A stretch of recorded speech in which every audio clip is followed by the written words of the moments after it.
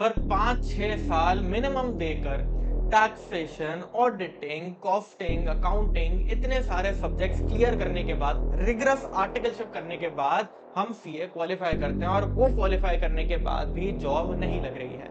और आईसीएआई ने recently announce किया कि बाय 2047 30 लाख चार्टर्ड अकाउंटेंट्स देश को चाहिए होंगे।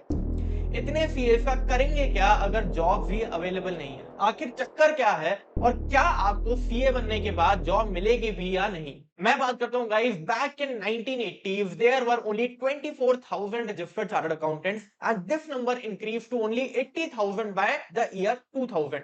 और 2000 से 2024 तक आपके 4 लाख चार्टर्ड अकाउंटेंट्स हो गए हैं अप्रोक्सीमेटली, जिसमें से 20,000 तो अभी मे अटेम्प्ट में ही क्वालिफाई हुए हैं। Still the gap between 30 lakh CAs and 4 lakh CAs as on today is too big. कैसे ब्रिज होगा ये गैप? अभी 60th ICI कैंपस प्लेसमेंट्स हुए जिसमें approximately 150 companies participated and still there are many CAs who have not been placed yet.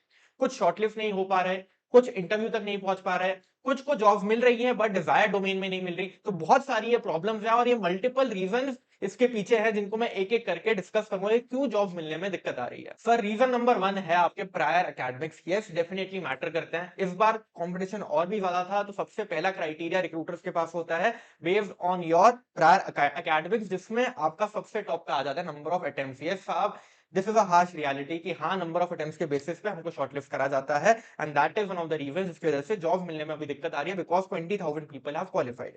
Number 2 पे आता है आपका आर्टिकलशिप एक्सपीरियंस। आपका एक्सपोजर कैसा था इन दोस 3 इयर्स और 2 इयर्स ऑफ आर्टिकलशिप? आप कैसा काम कर रहे हैं, किन क्लाइंट्स का आप एक्सपोजर आपको मिला हुआ है, all that matters a lot. तो जिनकी भी डमी आर्टिकलशिप थी, प्लीज बहुत दिक्कत आने वाली है। I strongly encourage that articleship is the most important part of CA course, और वो बहुत ही बढ़िया आपकी होनी चाहिए।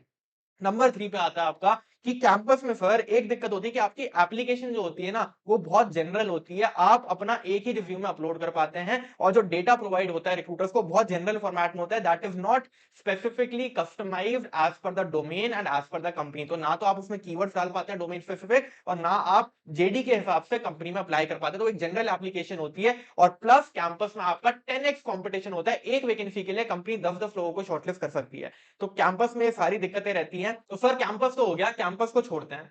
अब सर अटेम्प्ट्स कितने ही भले ही हो चुके हों, सर मेहनत तो यहां तक आने के लिए सबने करी है, सीए तो सबने क्वालिफाई करा है, जिसमें इतने सारे सैक्रिफाइसेस करे हैं, बहुत स्लीपलेस नाइट्स रही हैं। I know, I have been there, मेरे को सब पता है। तो सर अटेम्प्ट्स वगैरह हो गए, कैंपस भी हो गया, अब बताओ आगे की क्या कहानी, क्या हमारे नेक्स्ट स्टेप्स होने चाहिए, क्या सोल्यूशन है sir? Off campus opportunities. Off campus opportunities में आपको ये पता होना चाहिए कि मैक्सिमम रिक्रूटमेंट कौन से एरियाज में होने वाला है, कौन से डोमेन में होने वाला है। 4 ऐसी प्रोफाइल जहां पे 90% सीएफ हायर होने वाला है, we need to focus only on them. Number 1 आपकी कोर प्रोफाइल्स ऑडिटिंग की, टैक्सेशन की, चाहे टॉप फर्म हो, चाहे बिग फोर हो, चाहे ग्लोबल प्रोफाइल हो, चाहे इंडियन प्रोफाइल हो, चाहे टॉप 50 हो, मैक्सिमम वैकेंसीज आपकी ऑडिटिंग और टैक्सेशन में होने वाली है। दिस इज पॉइंट नंबर 1, इनके लिए हमको जरूर से ट्राई करना है। नंबर 2 आपका बैंकिंग सेक्टर, जहां पे आप क्रेडिट मैनेजर और रिलेशनशिप मैनेजर की बहुत सारी प्रोफाइल होने वाली हैं, उनको हमको अप्रोच करना है in the off campus. Number 3 आपका आईटी सेक्टर, जैसे कि आपका एक्सेंचर, आपका इन्फोसिस, आपका विप्रो, ये सारी कंपनीज आपको IT domain, SAP consulting domain में हायर करने वाली हैं, जहां पे आपको फाइनेंस स्पेसिफिक कंसल्टेंसी क्लाइंट्स को देनी होगी। और नंबर 4 पे आता है आपका जेनपैक्ट और एक्सेंचर जैसी कंपनी, जो आपको आर टू आर और आपको एफपीएनए जैसी प्रोफाइल्स के लिए हायर करती है। 90% वैकेंसीज आपकी इन्हीं डोमेन्स में रहने वाली हैं। Now guys, to make sure that you get the right opportunity in the right company, I just want you to follow these 4 steps.